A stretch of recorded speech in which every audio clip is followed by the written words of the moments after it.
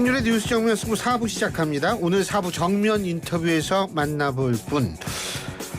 또 탄핵 얘기만 하다 보니까 좀 이게 다른 중요한 문제도 우리가 좀 짚어봐야 될 것 같아서요. 경제 전문가 모셨습니다.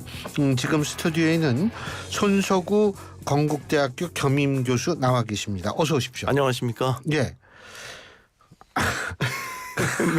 어디부터 여쭤봐야 될지 모르겠는데 연금 얘기부터 합시다. 네. 연금 얘기가 왜 그러냐?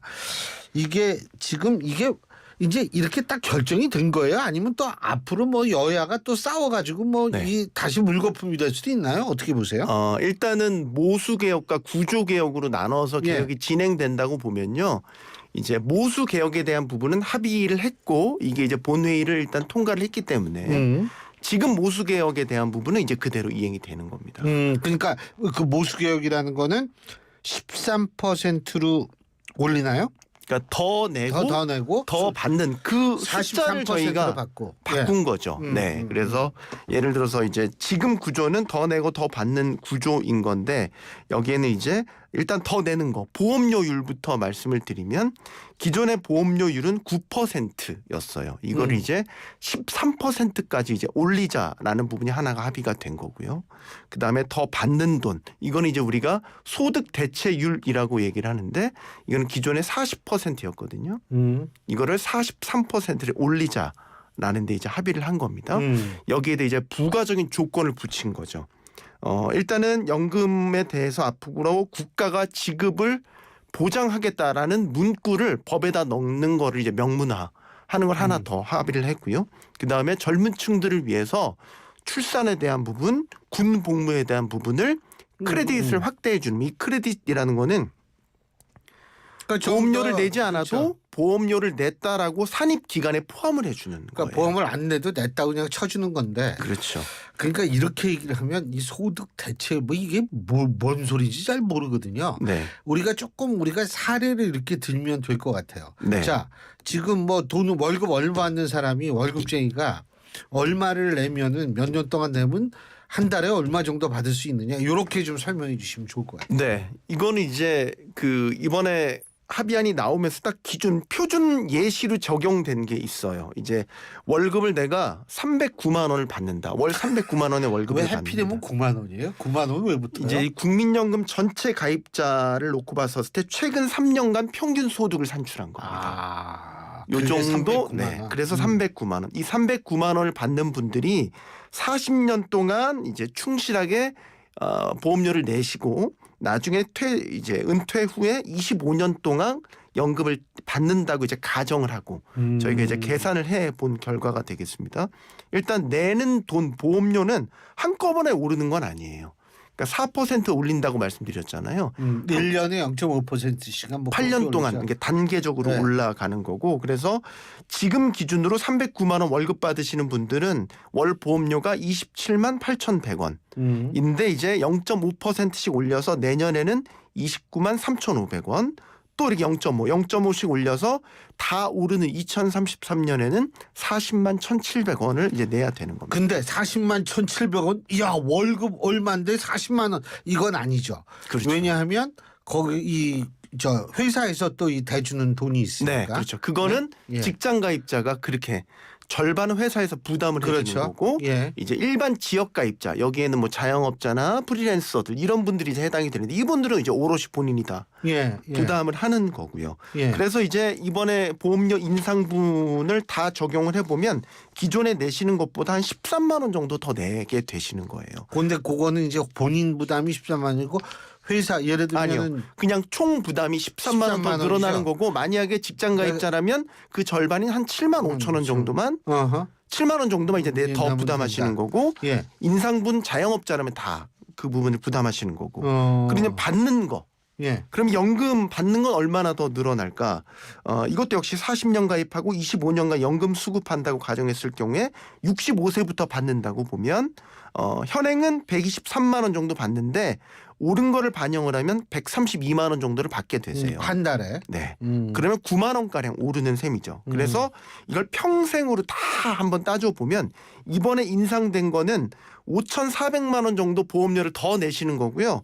더 받게 되는 분은 2,100만 원 정도 더 받게 되시는 겁니다. 그러니까 내는 건 좀 더 많아졌고 더 받는 건 좀 덜 받는다. 이렇게 생각하시면 되고 그래도 총 보험료 대비 총 급여액, 총 내가 받게 되는 연금 보험료는 내 평생 받는 거 기준으로 봤었을 때 1억 원 이상은 더 많이 받는 구조입니다. 그렇군요. 근데 뭐 여기에도 뭐 비판 항상 뭐 나오면 원래 비판하고 뭐 그러잖아요. 네. 그죠? 예.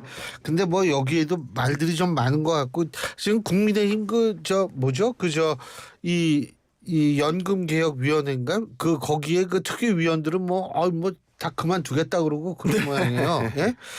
근데 뭐 어떻게 되는지 모르겠습니다만 이렇게 되면 어쨌든 가장 중요한 게 연금 고갈 맨날 그러잖아요. 네. 이건 좀 늦어지는 모양이더라고요. 한 9년인가 뭐 어느 정도 늦어지죠. 네, 그렇습니다. 조금 이제 최대 15년 정도 연금 고갈 기준은 이제 늦어지게 된다라는 계산이 나오는 거고 예. 이건 이제 국민연금이 보험료를 받아서 이제 이런저런 데 투자 다 하지 않습니까? 그거를 좀 더 잘 운용하면 최대 15년까지 늦춰진다. 15년. 네, 이제 5.5% 정도의 평균 수익률을 올린다라는 가정하에 15년 정도 늦어지는 거고. 근데 이제 그거는 이제 업앤다운이 그러니까 있잖아요. 연기금은 이제 딴 데 투자해가지고 돈을 좀 많이 벌면은 네. 요거 좀 늦어진다 이 말씀이신데. 네, 그렇죠. 근데 사실 지금 뭐 개혁을 해가지고 뭐 100년 후까지 들리고 이런 건 좀 불가능하지 않나요? 뭐 정말로 이론적으로만 보면은 우리 가능해요? 지금 논란이 되고 있는 자동 조정 장치 예. 이런 걸 아주 정교하게 설계하면 타이트하게 적용을 하면 영원히 마르지 않는 샘물이 될 수는 있죠. 이게 대신 이제 단점은 뭐냐? 실제로 연금 받으시는 분들의 연금 수급액이 많이 줄어들 여지가 있죠. 그래서 지금 자동 조정 장치를 소득 보장을 좀 중요시하는 쪽에서는 하면 안 된다라고 얘기를 하는 거고 재정 안정 쪽에 좀 포커스를 맞춰서 이제 기금을 운용해야 된다라고 보는 쪽에서는 자동 조정 장치를 도입을 해야 된다라고 이제 계속 싸우고 있는 것이고요. 근데 뭐 이렇게 고치면은 청년 세대의 희생을 강요한다 막 반대하는 쪽은 이런 얘기 하잖아요. 네, 그렇죠. 정확히 얘기하면 이번에 오르는 것 때문에 소위 이제 좀 나이 많으신 분들은 상대적으로 더 이득을 본다. 그리고 청년층은 상대적으로 손해를 본다. 이 얘기를 많이 하시는데 여러 측면에서 보면 종합적으로 일단 말씀드리면 반은 맞고 반은 틀려요. 왜 그러냐면 일단 지금 연금을 수령하고 있는 분들이나 보험료를 다 납부 완료하신 분들 있잖아요. 이분들은 지금 소득 대체율 오르는 것과는 전혀 상관이 없습니다. 그리고 이제 내년부터 내는 보험료 인상된 부분 이것부터 소득 대체율을 적용해서 받는 돈을 나중에 이제 높여준다라는 의미이거든요. 그래서 소득 대체율 43% 올라가는 걸 오로지 다 받으려면은 40년을 다 꽉 채워서 납부를 해야 된다는 얘기예요. 그래서 만약에 지금 50세 정도 되시는 분들 있잖아요. 지금 50세? 네, 지금 50세 정도 되는 분들은 이제 국민연금 보험료를 내셔야 되는 나이가 59세까지예요. 그럼 59세까지 한 10년 정도 더 가입을 한다고 이제 가정을 해보고 나중에 그럼 이제 65세 받는 나이가 돼서 43% 다 받으면 9년 정도만 오른 거를 납부를 하고 나는 43% 다 받는 거 아니냐? 그러면 이건 젊은 층들이 손해보는 것 아니냐. 꼭 그렇진 않다라는 거예요. 그분들은 43% 다 올라간 게 적용이 되는 게 아니라 단계별로 내가 올라간 것만큼 낸 것만큼만 더 올라가는 구조이기 때문에 꼭 그런 건 아니고요. 다만 이 구조가 길어졌을 때 장기간 이 인상된 구조가 그대로 적용이 된다면 결국 8년 지나서 13% 보험료는 계속 이제 낸다라고 보잖아요. 완전히 다 올랐을 때 그 오른 상태에서 이제 계속 그 오른 보험료를 내는 거죠. 그러면 젊은 층 지금 20대 30대 이제 사회 초년생들은 8년 뒤에는 13% 인상된 보험료를 자기가 이제 내야 되는 시기까지 쭉 내야 되는 거잖아요. 그러니까 오른 인상분을 더 오래 내야 된다라는 의미에서는 상대적으로 청년층이 손해를 볼 수밖에 없는 구조다라는 거죠. 그래서 그거를 보완해 주기 위해서 이번에 출산 크레딧, 군복무 크레딧 같은 걸 다 연장하긴 했는데 그걸로 부족하다라는 얘기가 나오는 거죠. 왜냐하면 이거는 직접 지원 제도는 아니거든요. 그렇죠. 그래서 청년층들의 불만이 많다라는 거고 그래서 이번에 본회의 투표를 했었을 때 예상 밖으로 여야 합의안인데도 불구하고 80표 이상 반대 기권표가 나왔지 않습니까? 그런 게 지금 청년층의 불만 반대의 목소리를 대변한 반대 기권표다. 이런 이야기가 나오고 있는 거죠. 근데 사실은 지금 이 권력 공백 상태라고 우리가 표현할 수 있는 상황이잖아요. 네. 이런 상황 아니면 연극개혁 못해요. 이거 워낙 반발들이 많고 소위 말하는 인기 관리하고 네. 이거 눈치 보느라 그래서 노무현 정권이 칭찬을 받는 게 뭐냐면 비난을 받음에도 불구하고 연금개혁을 밀어붙였잖아요. 네. 박근혜 정권 때 또 칭찬을 받는 게 뭐냐. 박근혜 정권 시절에 공무원 연금개혁을 했잖아요. 그러니까 다 쉬운 거 아닌 거 한 거예요 사실. 그런데 이번에 사실 문재인 정권 때 얼마나 많이 그 얘기를 했는데 아무것도 안 했잖아요 그때는. 네. 근데 어떻게 공교롭게 지금 어떻게 권력 공백 상태가 지금 얼마나 될지 모르겠습니다만 존재하니까 이거를 하는 거. 근데 필요한 거는 지금밖에 기회가 없지 않을까라는 생각을 해요. 이게 빨리 하자라고 얘기를 한 게 이제 올해까지 선거가 없는 해잖아요. 그러니까 그거 보세요. 그거 인기 관리거든. 그게. 양당 이해관계 없이 그래도 정말로 이 바른 구조 개혁을 할 수 있는 시기가 얼마 안 돼 골든 타임이라고 얘기를 했던 거고 아쉬운 게 그건 거죠. 사실 이걸 21대 국회 때부터 국민 수기단까지 이제 다 해서 전체 공론화 과정을 거쳤거든요. 공론화 과정에서 결론이 사실 났습니다 그때. 근데 그때부터 그때가 윤석열 정권 때 아니에요? 아니요. 그렇죠. 윤석열 정부 때고 작년에 이제 국민 수기까지 거쳐서 최종 난 거는 소득 대체율 50%까지 올리자. 근데 제 기억으로는 그때 뭐 아니라는 게 뭐 여러 개 갖다 놓고 뭐 정부 보고 골라오지 않았나요? 근데 그게 국민 수기 과정 거친 그 안을 정부가 안 받았죠. 그러면서 이제 여러 가지 안들 약간 어떻게 보면 무책임한 안들을 나열식으로 내놨었고 그때부터 논의가 산으로 가기 시작했었어요. 사실. 그리고 사실 그때부터 그 논의 자체가 더 진영 논리가 강화돼서 어느 한쪽도 양보하지 않겠다라는 식의 그 평행선을 달리기 시작했거든요. 그래서 그 시간을 끌어서 온 게 지금 겨우 모수 개혁만 합의.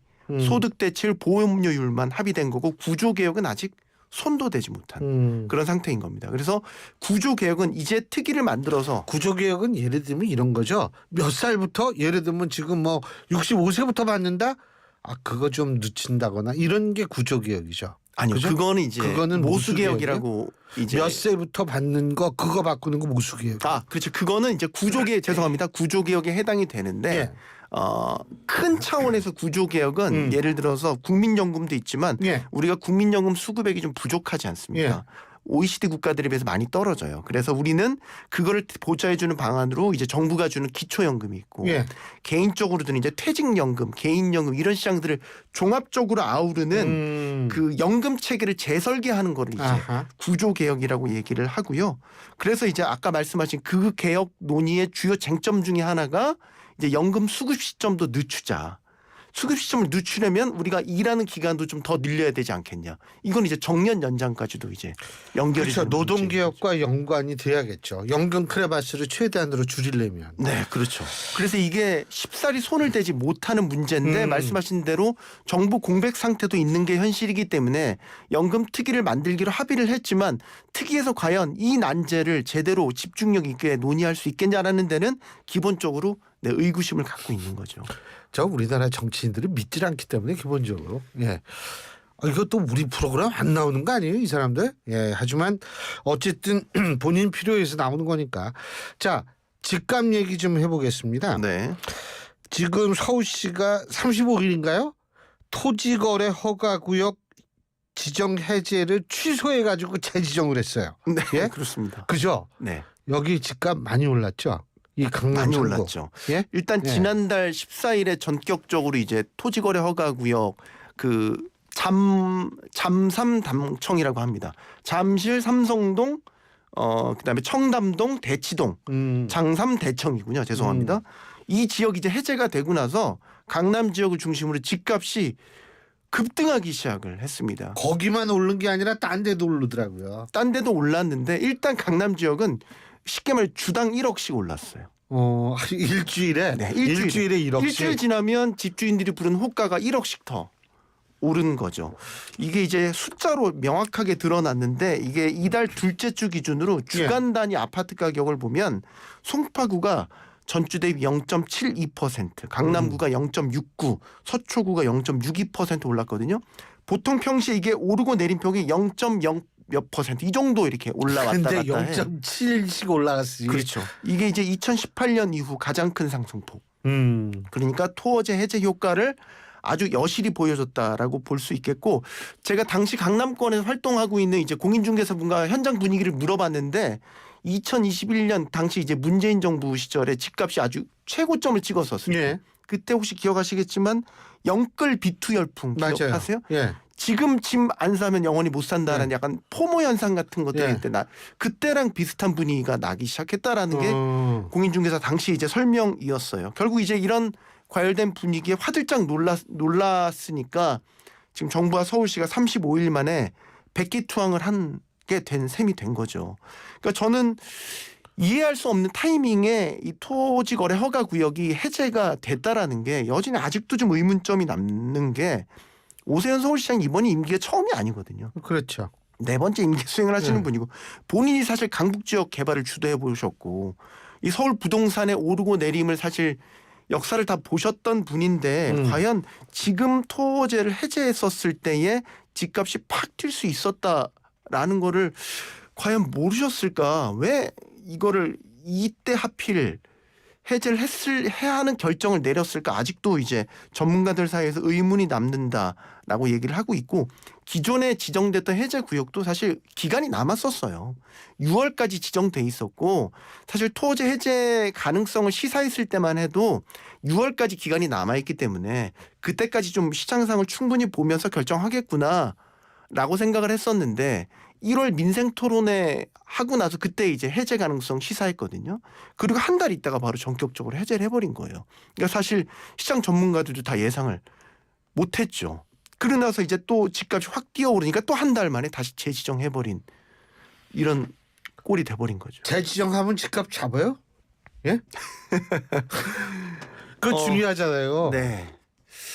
이거는 오른 건데 오른 게 떨어지는 거는 시간이 훨씬 더 오래 걸립니다. 그러니까 경제도 망가지는 거 쉽지만 그렇죠. 다시 일으키는 거 시간 걸리는 거하고 똑같네요. 네, 그렇죠. 이게 이제 집값 안정이라고 한다면 지금 과열된 주택 매수 열풍이 일단 식는 게 중요하잖아요. 예. 토지를 일단 묶이면 2년 실거주 의무가 생기기 때문에 예. 갭 투자 같은 건 못 해요. 예. 그러니까 그런 갭 투자성 투기 거래는 잦아들 수 있죠. 그런데 토지 해제 이전 수준으로 집값이 만약에 돌아갈 수 있겠냐라고 한다면 그거는 쉽지 않은 상황인 거죠. 집주인 입장에서 이렇게 가격이 오른 걸 토지 해제 이제 다시 지정됐으니까 해제 이전 수준으로 가격 돌려야지 이런 생각 하겠습니까? 그렇죠. 절대 그렇지 않다고요. 이거는 매수자와 매도자 사이 간에 어떻게 보면 수요 공급에 의해서 결정되는 이 자연스러운 가격 현상이기 때문에 한 번 오른 게 그렇게 쉽사리 떨어지지는 않는 거고, 그리고 지금 문제는 전반적인 금리는 떨어지는 상황이에요. 그래서 우리가 보통 주택담보대출이라고 하잖아요. 집 살 때 그렇죠. 쓰는 대출. 주택담보대출의 중고금리가 되는 게 코픽스라는 게 있는데 지난주에 처음으로 2%대로 떨어졌단 말이에요. 그러면 여기에 따라서 이제 주택담보대출 금리도 다 전반적으로 하향 조정되거든요. 금리 떨어지면 대출받기 훨씬 용이해집니다. 그렇죠. 예. 그러면 집 사려는 수요, 기대 심리가 더 생긴단 말이죠. 지금 이런 시기이고, 하나 더 변수를 들자면 7월부터 스트레스 DSR이라는 가상금리가 더 올라가게 되는 3단계 도입이 예정돼 있거든요. 그러면 지금 주택 사시려고 하시는 분들은 7월 되기 전에 빨리 더 대출 당겨받아서 집을 사시는 걸 결정을 하셔야 돼요. 이런 상황이기 때문에 그거 알았을 거 아니에요. 당연히 토지거래 허가 구역 해제할 때 말이에요. 그죠? 여전히 그래서 그게 미스터리로 남는다. 그거 다 예정돼 있는 거네요. 얘기 들어보니까. 그러니까 자꾸 이렇게 미스터리가 남으니까 왜 오세훈 시장이 그런 결정을 내렸을까라는데, 혹시 정치적 배경이 여기에 깔려 있는 것 아니냐라는 자꾸 의구심이 드는 것도 사실 이해할 수가 없는 판단이라고 지금 보고 있기 때문에 그런 거죠. 근데 주담대 말씀하셨는데 주담대 은행권에서 조인다고 그러지 않나요? 주담대는 은행권에서 이제 풀었다 조였다를 반복을 하고 있거든요. 지금 추세를 보면 사실 이제 이 정부 들어와서 하도 그게 잦아가지고요. 예. 갈피를 못 찾겠는데 작년 여름까지 집값이 고점을 찍었을 때는 주담대 정책 대출까지 다 포함해서 꽤 많이 풀렸었어요. 그때 집값이 막 오르니까 그때 정부가 화들짝 놀라서 하반기 들어서 전체 은행권, 금융권 주택 대출을 조이기 시작했거든요.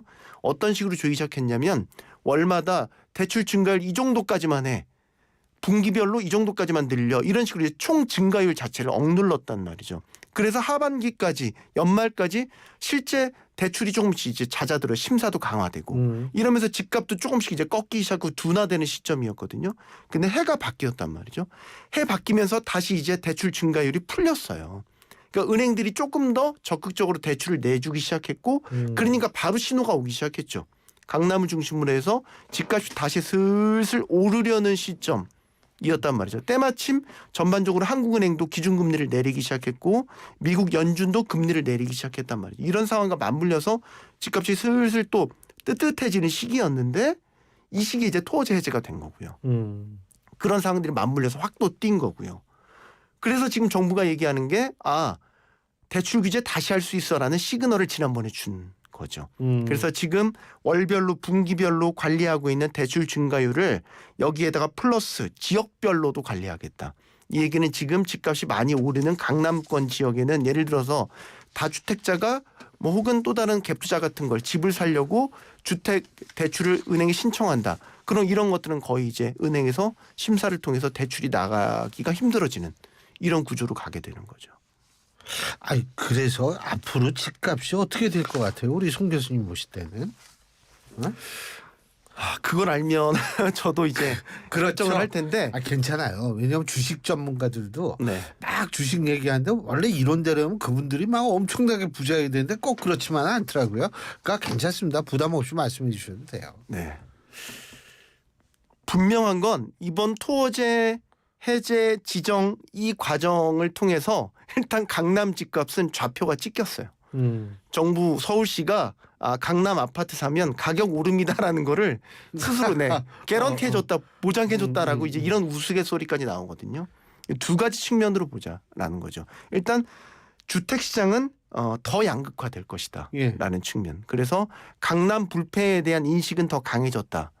이런 측면에서 보면 단기적으로 강남 집값을 잡기는 쉽지 않을 거다라고 보고 거기에 따른 풍선 효과로 서울과 수도권의 집값도 아마 전반적으로 보면 우상향 기조가 이어지지 않을까라는 예상을 조심스럽게 해보고 여기에 대한 근거로는 아까 이제 정책적인 부분도 있지만 서울 수도권에 공급되는 주택량, 그러니까 신규 공급되는 주택량이 올해를 기점으로 해서 내년 내후년까지 꽤 적어져요. 서울 지역은 평시에는 한 6만 호에서 7만 호 정도 신규 주택이 공급이 돼야 되고 수도권 전체를 보면 14만 호 정도가 이제 매년 공급이 돼야 되거든요. 근데 이제 지난 2021년, 2022년 고금리였잖아요. 건설사도 어려워졌잖아요. 그러면서 주택 착공 실적 같은 게 다 줄어들어서 그 여파가 이제 올해부터 본격적으로 나타나거든요. 그러면 절반 정도로 지금 줄고 내년에 좀 더 줄어요. 그러면 수요 공급의 원리에 따라서 서울 수도권의 인구는 계속 몰려드는데 주택이 부족하니까 그러면 주택 품귀 현상에 따라서 주택 가격은 계속 오를 수밖에 없는 구조로 가는 거죠. 그러면 여기에 대안은 정부가 3기 신도시라든지 수도권 인근 지역의 재개발 재건축 통해서 주택을 막 공급을 해줘야 되는데 그 시점이 2027년 빨라 2027년 2028년이란 말이에요. 그럼 올해 2025년이잖아요. 2025, 2026년은 굉장히 공급이 부족한 그 시기라는 거죠. 그래서 지금 주택 가격이 오르는 거를 수요 측면에서는 막을 수 없을 것 같다라는 예상을 하고 있는 겁니다. 알겠습니다. 뭐 하여간 그래도 좀 색다른 우리가 경제 분야에 이렇게 신경 쓰면서 좀 하면 우리의 계획도 좀 세울 수 있지 않을까 이런 생각이 듭니다. 오늘 말씀 잘 들었습니다. 고맙습니다. 지금까지 건국대학교 손석우 겸임교수와 함께했습니다.